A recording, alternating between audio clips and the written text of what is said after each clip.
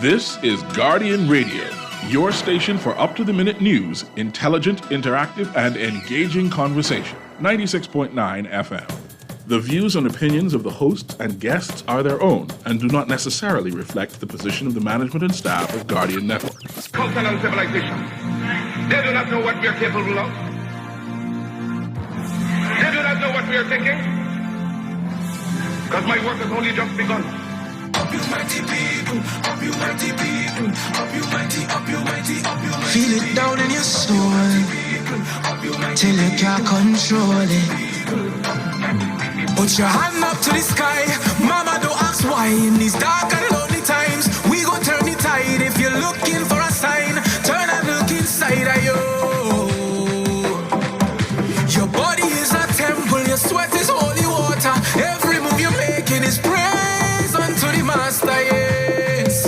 Yeah, yeah, yeah, yeah, yeah. Because you're powerful, powerful, inside, outside, wonderful, magical, beauty, can't hide me and you, never lose, trust me, can't lie, hopeful, till the day we die. Whoa, powerful, yeah. Good morning this morning and welcome back to Guardian Radio 96.9 FM, your station for fresh news, smart talk all day. It is Wednesday, the 3rd of May, and you are on the clock with Erin Greene on this Man Down Mashup Wednesday. We're on the clock in Guardian Radio AM with Cecil Newry joined forces to talk about what's in the news and dissect the latest issues. But of course, it's one day away from my birthday.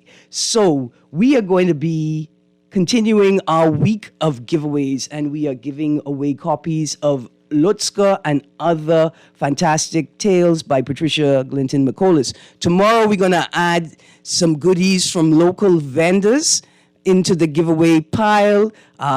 I was a participant in this weekend's BAIC Taste and Tell, a producers festival, right? And that's for the people who add value to local produce. And it was a great event.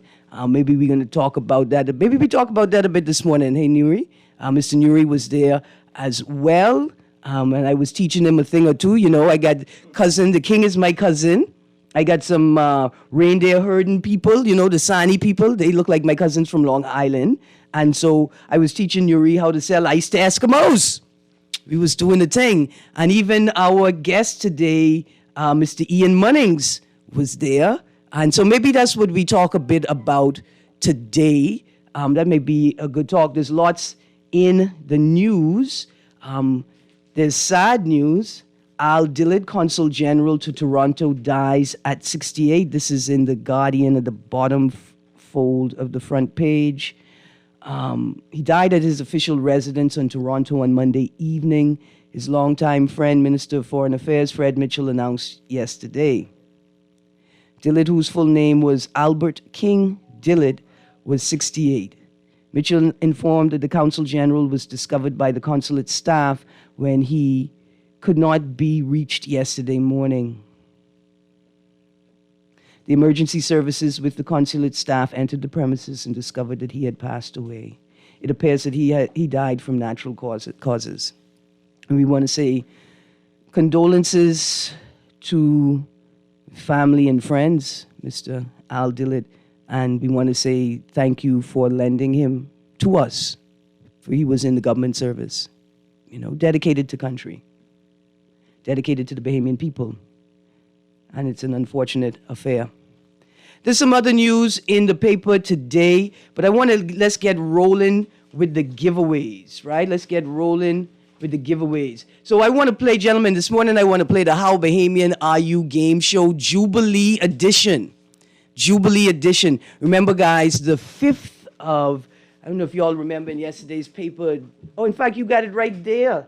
Let me open this up and flip it open. If you guys pick up today's Guardian, you got to pick up today's Guardian. In the back of the main page is a full spread ad, Jubilee Day, a Road to 50 production. This Friday, May 5th, Venue, Southern Recreation Grounds and adjacent lot. The show starts at 7 p.m. The audience should be seated by 6:30 p.m. And there is a cultural village from 4 p.m. to 9 p.m. A cultural village from 4 p.m. to 9 p.m. And the entry is free. The entry is free. You could go and pick up tickets at the Secretariat office.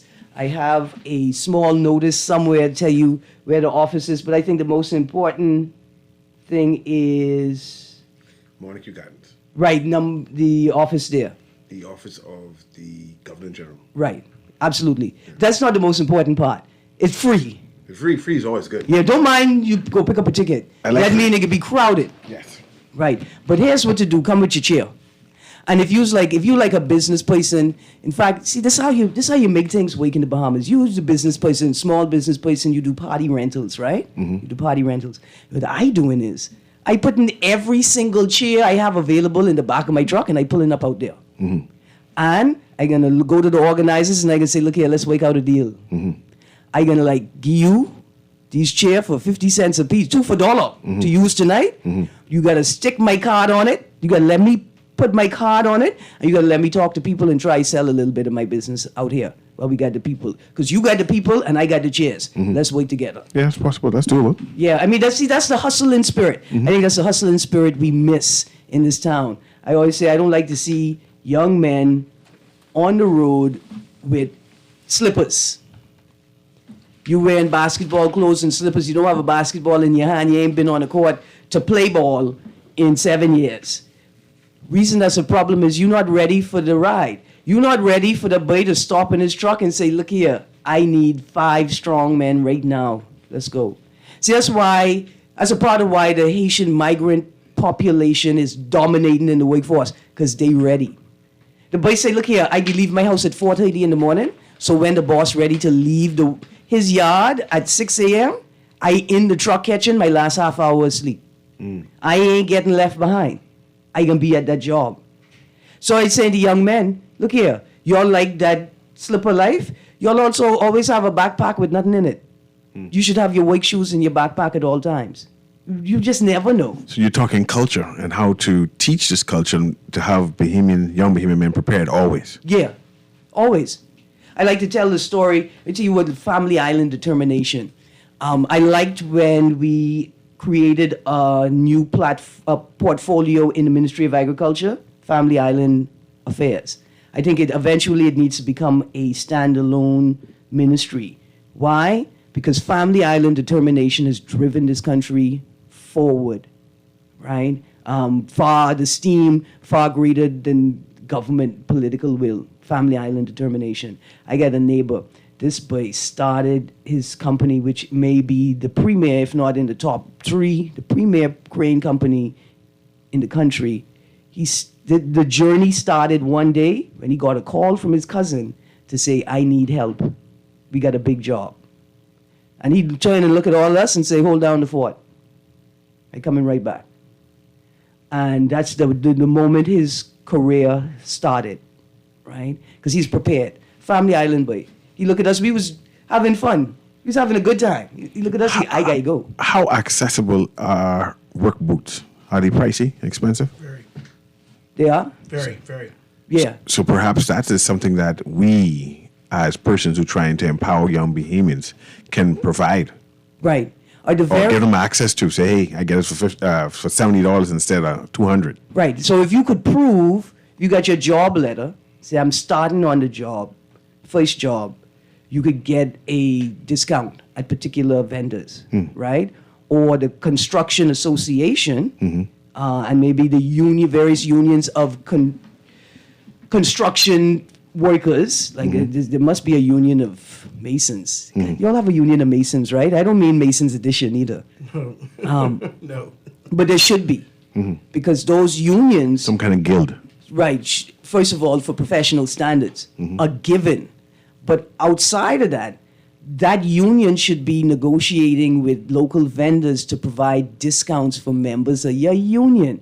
And you should have an apprenticeship style program where young people who have a job letter, have an intern letter, can bring that along with their ID and get a reasonable discount on their first set of boots, work belt, proper safety uniforms, proper safety equipment to drive that, right? That's in the US right now, unions. I watched this little clip. The gentleman, he's in his 40s. He has left one union job. He's still in the union. He is training. He's getting paid to train to take on another job, all facilitated by the union. The thing is, Erin, is that the Bahamas is a small knitted community. I think we have to go back to the times when Bahamians were more patriotic towards this nation, this country, and its people, preferably going into self-driven things that they only concern about themselves personally. They don't really care about somebody else. Like even in businesses that did pretty well or do well, that Bahamians have been supporting over the years, we've seen those particular businesses don't go out their way to do X, Y, and Z for that same particular people that made you from ground zero. And so it becomes more of a moral thing in terms of what do you do as a Bahamian and how do you stand forward to do what you want to do. So how do you teach patriotism? It's a learned behavior. It's a learned. I can Where tell you do I how you learn do it. stuff I can like tell that you. from? Hold on. I can tell you because it's called a thing called a culture of volunteerism, right? And I can talk about Methodist experience. You learn it by experiencing it. You have to provide programs for young people to volunteer. You got to provide programs for young people to provide services to other young people like themselves. You got to provide opportunities for intergenerational connection. You know what builds patriotism? There are programs in Europe where elderly people who live alone or at risk of being unhoused, right, and living alone are paired with university students. And they live together, right? And so you bringing in some young energy, they bringing in some older, more mature energy, and there's a good balance. Then there are other programs where elder care facilities, they have a mashup like we're doing today with kids, with children's care facilities. So nurseries and geriatric care, a retirement home and preschoolers, first graders, they're interacting on it. So at the after school program, all the little children go hang out with all the older. So it's similar to the programs like when persons are leaving grade 12 and they send you in your... I'm just going to mention that now, that we have a program, but it's not translating to adulthood, though. Right, and it's so not... what's causing it not that we are not volunteering as adults? Because we're not really volunteering as young people.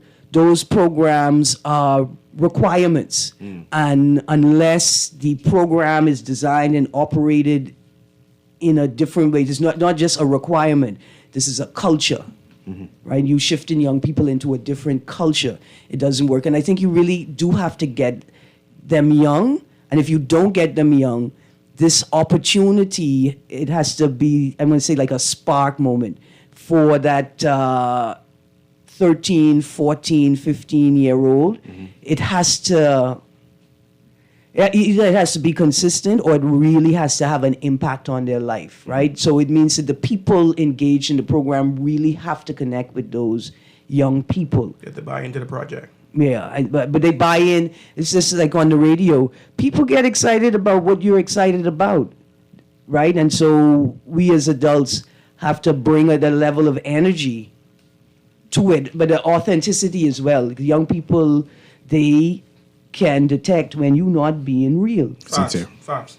Yeah, and they shut down real quick. And even when it's a gang of them, and it appears as if they're not on your run, you'll find like at an individual level, there's a degree of empathy and sympathy with whoever that adult is who's trying to corral us or get us to think. Because we can look at it from different aspects, even as terms of the young entrepreneurs. We have Bahamians in our country that are very successful, that has millions of dollars.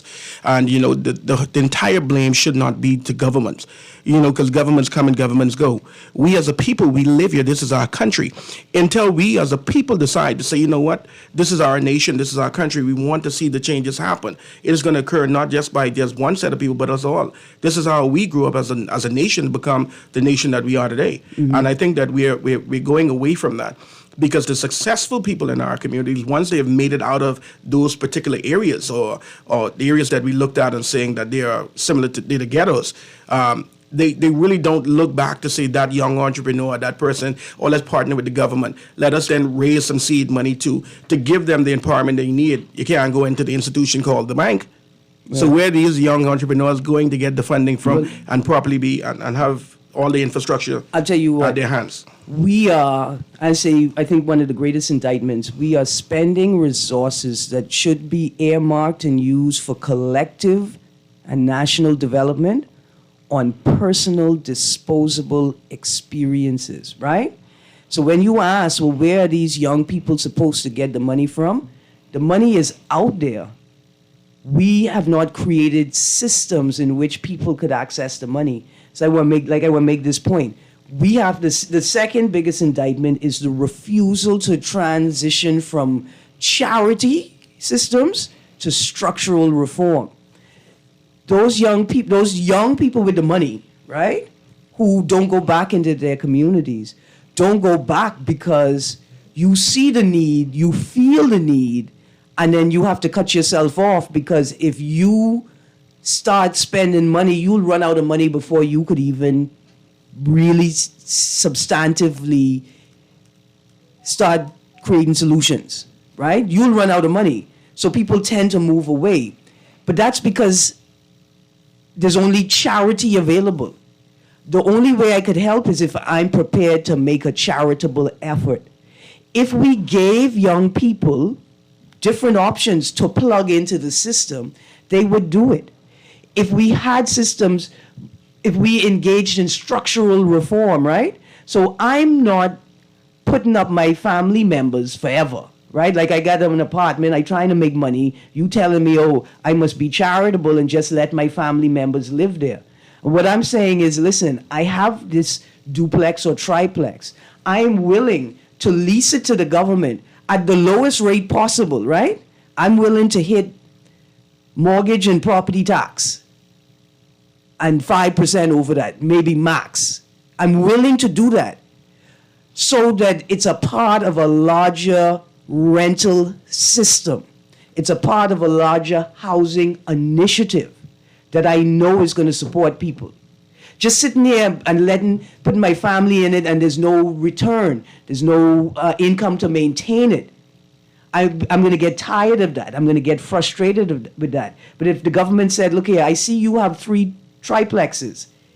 Could you lease 2 of those triplexes to us at cost? That's a good idea. People would be more willing to do that than you just say, well, I need these people to stay here and I don't know when they're coming out. But look at the thing with the battered women. And we were supposed to be looking at places for them to go. I mean, in terms of there's a person that has a 10plex that is just sitting there, comparably to say, okay, we can use that as a start. Right, and then how do we attach an income generating mechanism to it so that the people who are living there are required by the terms of their occupancy agreement to provide a certain amount of hours, right? Whether it's in the garden, whether it's in the processing kitchen, whether it's in the laundry that's attached to the building, you put in hours to support your stay in the facility, right? So you generate an income. So the person who's leasing you the facility knows that you have an income generating mechanism. And when things are good, right? Like when we're solving our problems and there are fewer people in the facility because technically it's a temporary housing thing, right? Then there are jobs available so look, Mary is on her feet. This job she has here, supplementing what she's doing out there, means she doesn't have to live here anymore. But she still needs this job here to supplement what she's doing out there, right? Mm-hmm. But if we give young people systems to plug into, as opposed to just looking at them and saying, oh, your pocket full, we need some of that money, they would be more inclined to stay, right? They would be more inclined to be patriotic and commit to building. And I think that's what Family Islanders have been able to do. Tap into that. Whatever they have been able to convince, not the whole scale, because circumstances demand that people come to New Providence for work. But for many people, they have been able to convince each other to commit to a degree of community development. and invest in structural reform as opposed to be a part of a charity machine. But Erin, I'm looking at the Bahamas now in the 21st century, and I'm looking at those family islands, like you said, and I'm seeing the acreage of land that is available in those land that government currently owns. I'm saying to the young individuals, and Nassau seems to be saturated with so many persons living in Nassau. Yeah. I think that every Bahamian is supposed to have at least 2 properties, one in New Providence and one on the family island, which your parents or grandparents come from. I also think that there are tourists that come from far and they want a different flavor of experience. They're used to the city life, and when you go to those islands, and most persons' first thing will be that it's refreshing. They can sleep later. They can relax. Everything is not a fast pace. The traffic. There are so many different things you can look back at aspects, and the people that are mostly enjoying that are, to be honest with you, expats or foreign persons that are dwelling in this particular realm. I wouldn't particularly say just because they can afford to, because a family island is based on what you have there, the availabilities of things that are not currently there. So if you realize that you go to a particular island, there is no pharmacy, there is no tire You shop. can't build no pharmacy. There's only 200 people living there. No, No, you could build a pharmacy. Who gonna pay for it? That means that a jug of water got to be $15. But No, man. This is it. Hold on. This is it. First of all, it's an archipelago. Thank you. The country is an archipelago. The country is in the Bahamas, and then we have territories. Right. Like, we ain't the United States where we just go into Puerto Rico and say, hey, you belong to us now. You owe us. It ain't like that. And so the government's monumental task is to provide not just equal access, but equitable access. And to this is the why basic such of cannot services. be on every island. It have to be. But see, you notice that we don't have the money, and it's not happening. No, we have the money. We have the money. We have the money? Yeah, Money is there. The money is there. Then we need to fix the potholes here in Nassau. No, We see, have- you it's- doing it's- it again. You doing it again. But it's fixable. No, you're doing it again. It definitely is fixable. Oh, man. I can say that it's fixable. I think you're idealists. I'm thinking And it's I fixable. think that But listen. what you're trying to say can't happen. Erin, this is going to be a You master. can't be reinventing the same resource and on every island. I It's just mean, impossible. basically, you're going to have to. And Hearing. I'm going to tell you why. Even if you don't want to do it for Bahamians, you got to do it for your tourist product. We can't do it. But Erin, I've We gone gotta to refocus. I've went to the family islands, and to be honest with you, they have some long roads. And even with the long roads and limited persons that I'm saying that is there, the roads are still comparably better than Nassau. There's no car. But it's a 21/7. How much road do you think this is? But how much car you think it is? Okay, listen, I love this, but I got a caller, and then I even get to the quick giveaway questions. Now go is a ahead. good time to transition. Good morning, caller. You're on the clock. How you doing? I'm good, thank you. How are you? Good morning, CA, and good morning, my bestest friend. You know, you guys are touching on a multitude of, what I would say, a multitude of issues and topics that we, the average Bahamian, often have on a daily basis. You know, as I said on the previous show a couple of days ago, you know, we the people are presenting all of the issues, and you have some of the people actually also presenting the solution to a lot of the issues. But the thing that really baffles us the most is, you know, when you hear the hierarchy or our officials saying that they have to go and get consultation, especially external consultation, to solve some of the things that Bahamians are already aware on how to solve. If we would deal with the low-hanging fruits, then the higher hanging fruits, we could tackle them once the lower ones have been taken care of. But it seems as if there's nothing actually, and I'm being very succinct here, it seems as if nothing naturally is being resolved in this country at all. You know, you talk about the gravitation of Bahamians from the family islands here into Bahamas, and it seems as if that is the plan. The plan is to force a lot of our citizens of those islands to come here into the capital to work. And it's not a conspiracy, because we know about urbanization policies where governments pull people to the center because it's more expedient to govern and take care of infrastructural needs if people are close together. Go on. I agree with you. The second part of that too is, if we would learn with all the gains, when I say gains, I'm talking about the financial gains that this country has made and potentially can make. Because we can't just mark that off and say that the potentials aren't there. We do have the potentials, but do we have sufficient belief in Bahamians to pull these things off? There are many islanders that came into Nassau and made, or New Providence, and made New Providence the type of mecca that it is in terms of being the financial capital of the Bahamas. But what about now spreading that wealth to the other islands to get the other islands up and running with financial buoyancy, that we can depopulate Nassau and get our other islands efficiently running in the manner that we expect them to run. I do agree. Thank you so much. I do agree, Aaron, on that, but I think that we should have a national plan.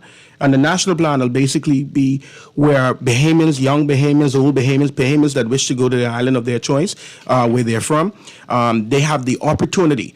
Because this is thousands of crown land acres, and I don't know how much of that. They don't have the opportunity now? No. The access of land, they don't have it, because when we look at the city of Nassau, and a piece of property in what we consider to be the ghetto is anywhere between 74,000 to 80 or 90,000 for 50 by something. Because what you call ghetto, I call gentrification in radio. And that's exactly what it is, Eric. You're calling it exactly for what it is. So I'll close on this one very pivotal point here. Yes, sir. We get the government that we vote for. Yes. All right? I always think the 38 that sits in our parliament, the lawmakers and the ones who are supposed to be leading this country towards prosperity for all Bahamians, they've failed our people for a very long time. We have social, economic. The social aspect has failed, and the economics have definitely failed. When are we going to correct these two aspects and finally bring prosperity to the hands of the average Bahamian so we can live comfortably in this country? Thanks for taking my call this morning. Absolutely. Thank you so much.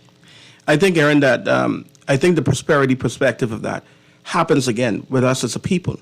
I think the focus should never be on the government. The government was chosen by the people because all of us can't go into parliament. The your MP was chosen to go there to say whatever plights you have as a people. Yes. I think the journey to successfully creating this, what they call a utopic idea, is what we used to do back in the day. If we the community, realized that the community benefits from a particular thing, we did South, we did cookouts, we did things of the nature, and we pooled in resources. We came together and we did it. Because whether a government decides to do it or not, as the people, we live here. This is our home. So what do we say? We're going to say that 31 persons are going to control a populace of about 340,000 plus people?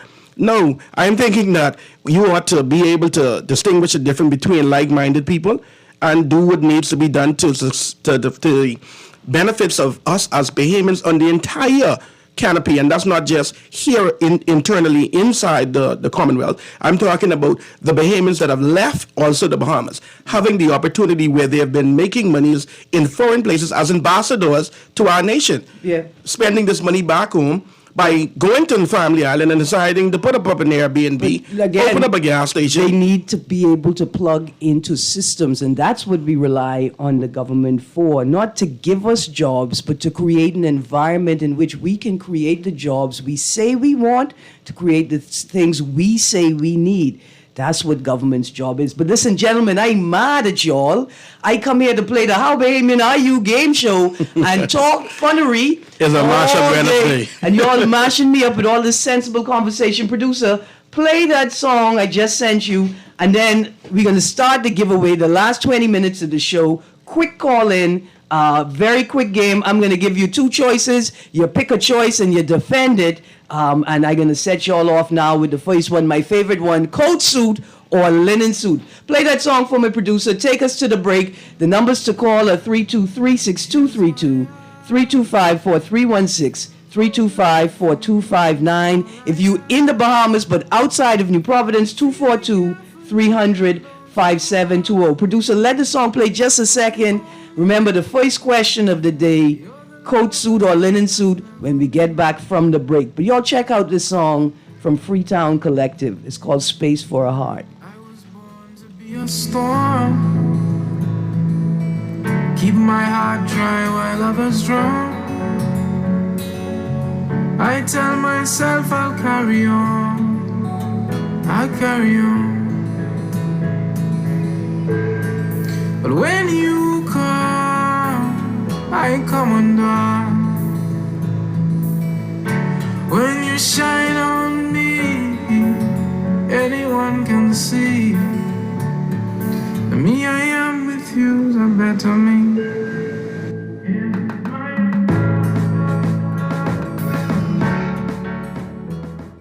Get ready to celebrate our 50th independence with a golden jubilee. The Road to 50 presents the inaugural Jubilee Day. It's a day to celebrate the Bahamas and the Bahamian people in grand style. We're jump-starting the Independence Party on Friday, May 5th at the Southern Recreation Grounds. Come and explore the cultural village from 4 to 9 p.m. and take your seats by 6:30 to witness a fantastic cultural show. It's all about the black, gold, and aquamarine. Wear your colors to show your pride. Schools all across the Bahamas will be taking part. This day is made to celebrate you. It's Jubilee Day, Friday, May 5th. For more information, visit celebratebahamas.com or go on social media and type in Celebrate Bahamas.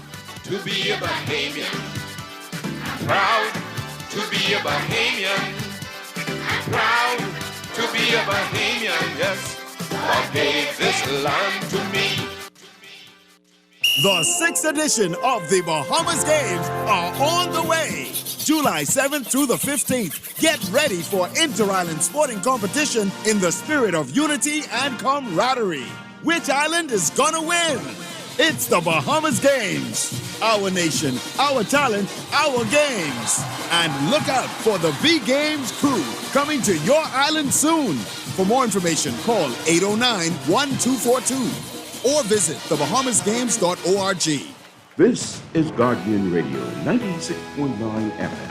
Fresh news, smart talk, all day.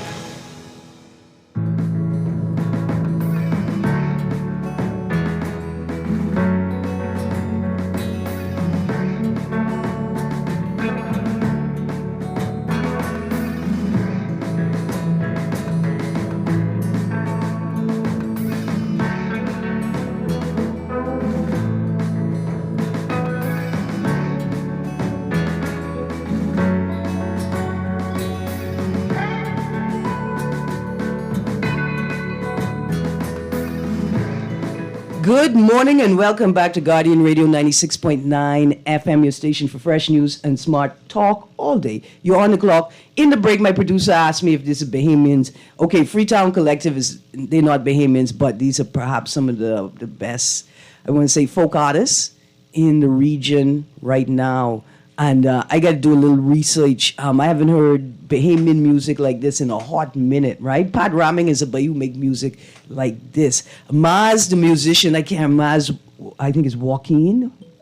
Anyway, Maz and his band used to play at the Hub way back. And then after the Hub, they were playing in places. We got some folk bands out there, you know. We got some people who play a range of music from like Caribbean folk to what we call easy listening and indie rock, and it's out there, you know. But there's something special about this group, Freetown Collective. And remember, Freetown Collective collaborated with other regional artists to create the song Normal, which is a regional anthem against child abuse, and so we celebrate them.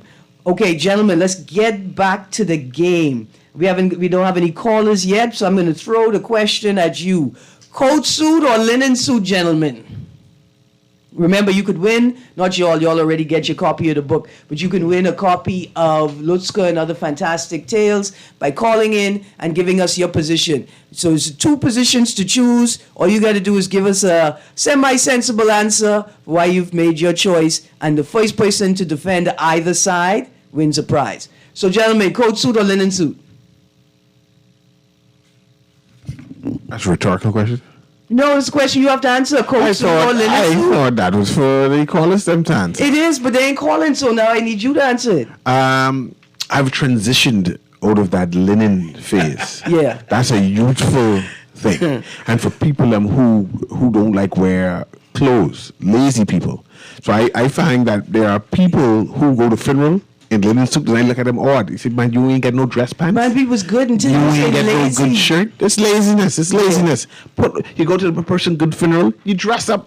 Don't wear no linen outfit. Now, I want to put it to you that linen is, see, people going good there when you say that's young people clothes. That's casual clothes. Linen is the young man's Trendy. formal suit. No, it's not. This is They've nothing trended it. formal They've about trend- no they've trended wearing it. no linen. White linen starch, linen- so sharp linen- you could linen- paper cut yourself. They've trended. They've been trending it. They've been trending out. They need to stop So it. and then they get the linen in different colors. So they can No, pull up in no, this color. white or black. White or black is they can pull formal. up, they can pull up in linen in the color of whatever you're being buried in. era. That's a bygone era. Those people who still wear linen to weddings and to funerals, they need to stop it. Just stop it.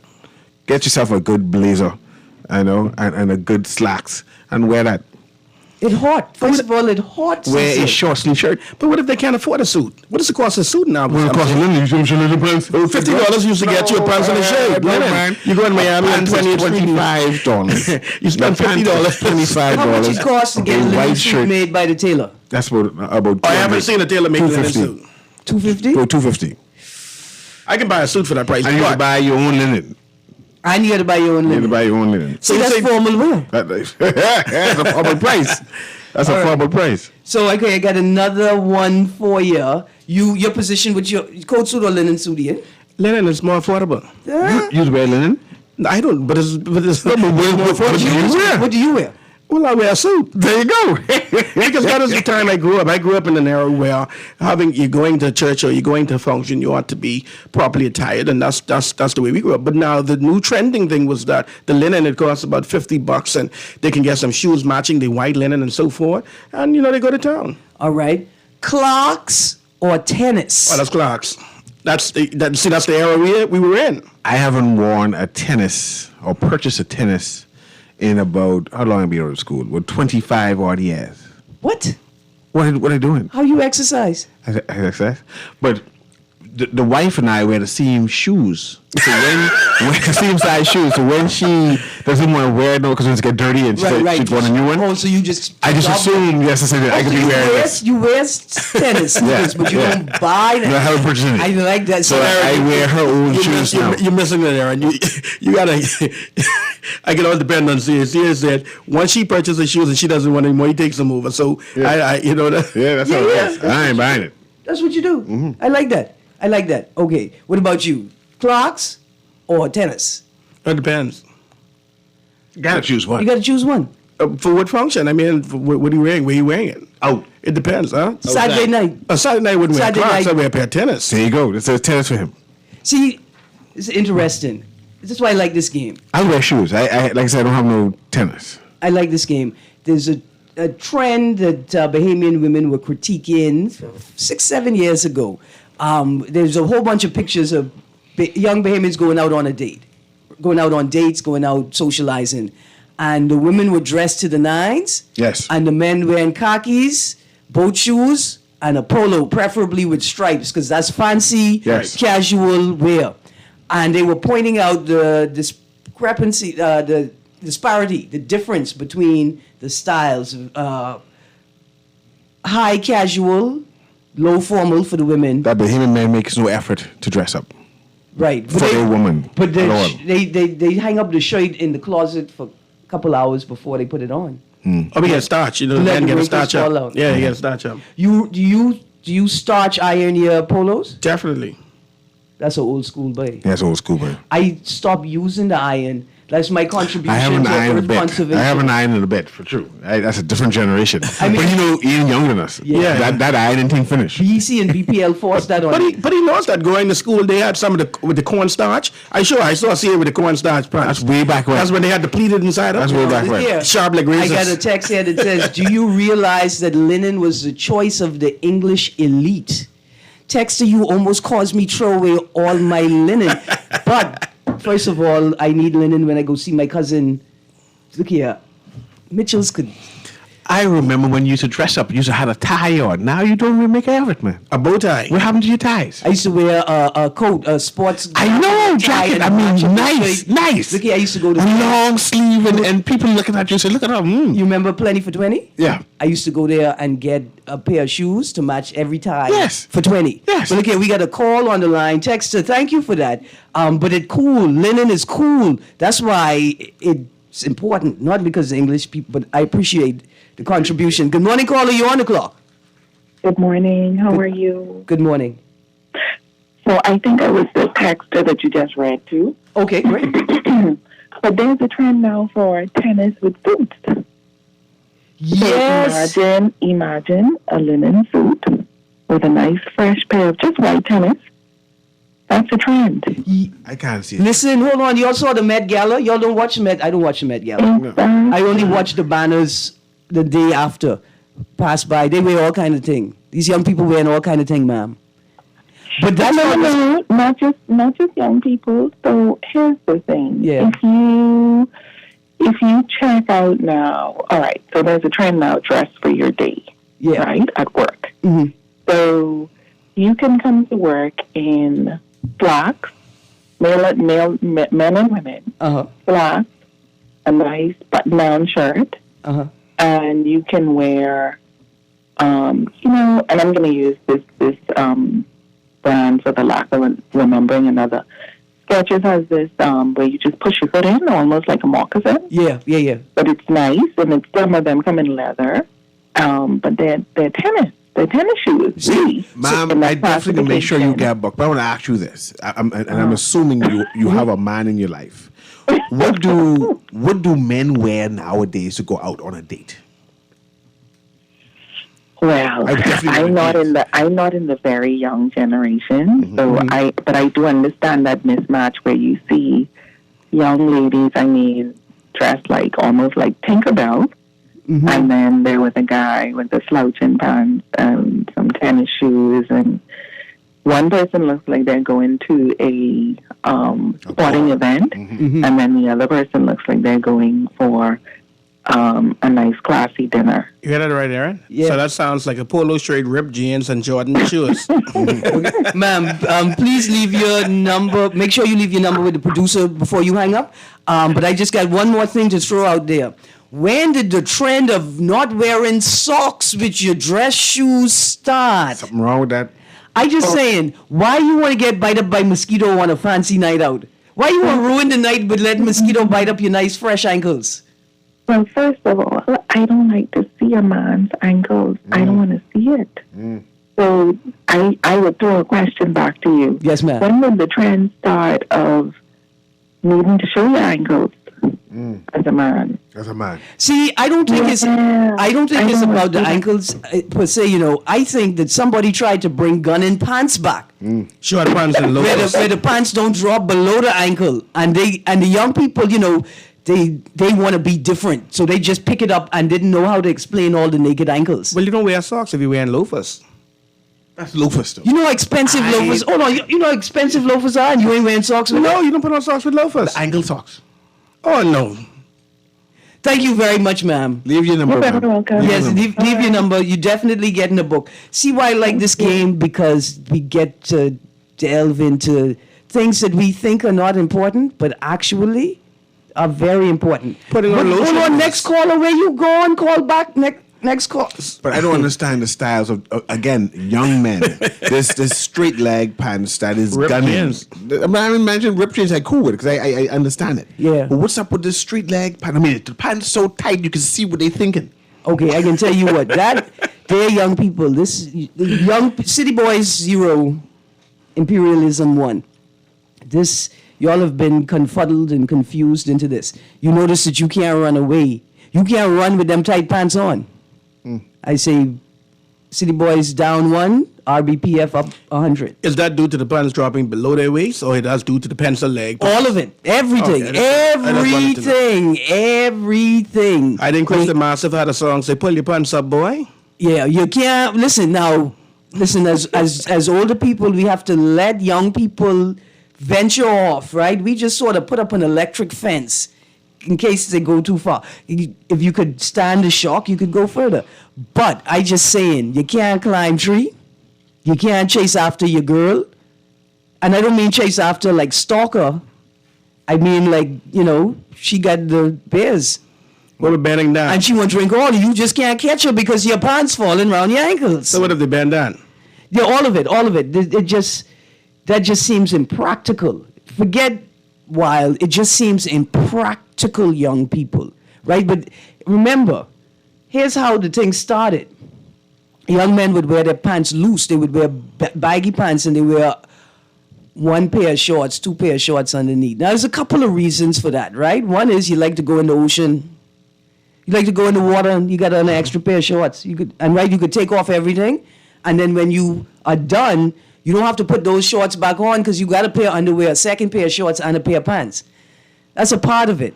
But another part of it is that young people who like to escape the police would drop a pair of pants. And now you don't fit the description.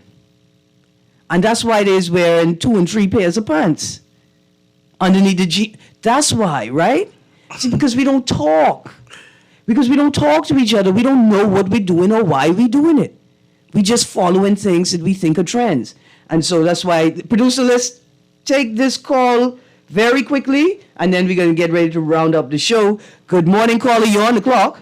Hey, good morning, Erin. Good morning. I just wanted to add, the 2-3 pants is for school. When you get beaten, you can't feel it. Oh, yeah, I forget that. Padding. Yes, ma'am. I can't forget that. Thank you very, very much. So let me ask you, coat suit or linen suit? Linen suit. Oh, a man looks sexy in a linen suit. Never.